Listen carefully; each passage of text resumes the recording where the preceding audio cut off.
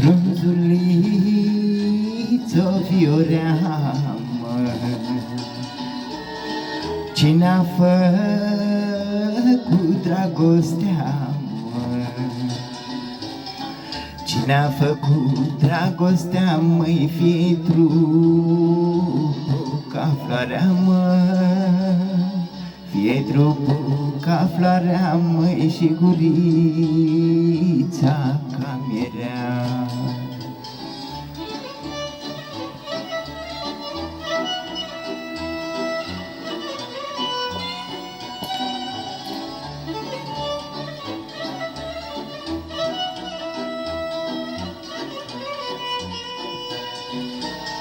Cine știe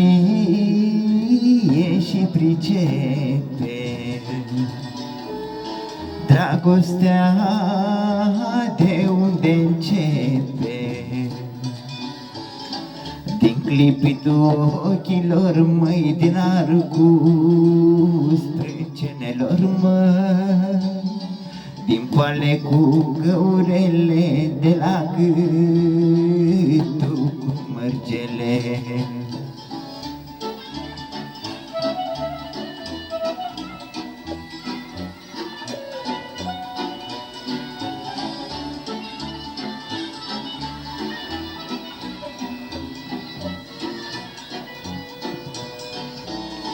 Cui nu-i place dragostea, mă,